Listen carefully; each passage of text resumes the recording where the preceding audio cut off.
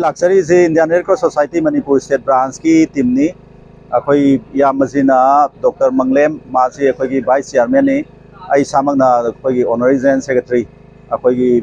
गौतम को अदगी पारी अखोई वॉलंटियर सिंह आतनी अखोई हुजिक इसिंग चावरगा लेबसिदा मयाम थाकना चानाबा इसिंग वानाबसिदा अखोइना पुजराई से अखोई वाटर फिल्टर यूनिट अमा मोबाइल वाटर फिल्टर यूनिट हाइतारे सिना अखोइना लेरिबा इसिंग सिदैदा तुंगिबा इसिंग एनी काइंड ऑफ इसिंग ओइबे आई पुखी सिदगी अखोइना चिंखचरगा असागी फिल्टर तौरे फिल्टर तौर मतुंगा आना फिल्टर जिमरोन अनि नि अखोइ फिल्टर अनि तौर मतुंगा मु क्लोरिनेशन तौरगा एकता अखोइ थाकपा चाबा दुम खुदकता सिजनबा याबा अखोइ टेस्ट तौरे पीएच लेवल ना सिंबा लोइ नॉर्मल नि अदुगा अखोइ मसागी इसिंग वानाबा मयाम केनो तौबसिदा अखोइ समाइना चला चला अखोइ मोबाइल ओइना इसिंग पीबगी थाकना चानाबा इसिंग अवापा लेबसिदा इसिंग पीबगी अखोइ केनो प्रोग्राम पाखे पाइखचबन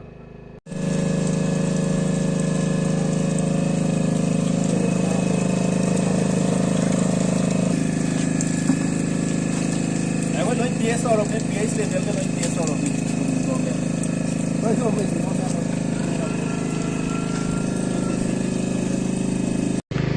Indian Red Cross Society Manipur state branch ना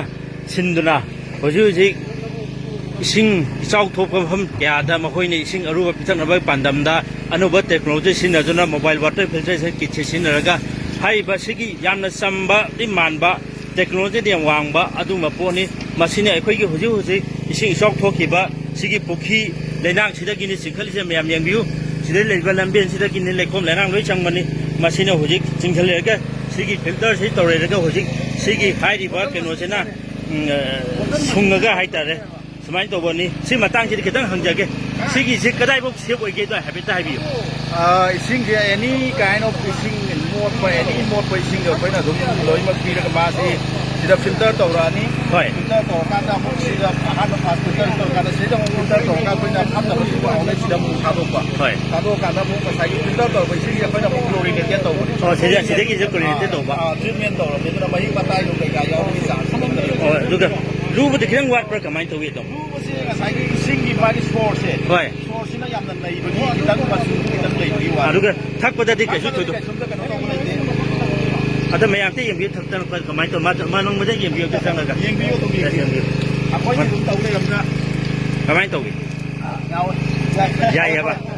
याम नुंगाइबा कनोनि मसी अदुना हुजु हुजि अखोइगी इसिंग चाउथोइ मफम सिंगदा मासिगी कानाबा जे लौबियो अदुगे मासिगी कांटेक्ट नंबर टेलीफोन नंबर ता हाबिरा मयामदा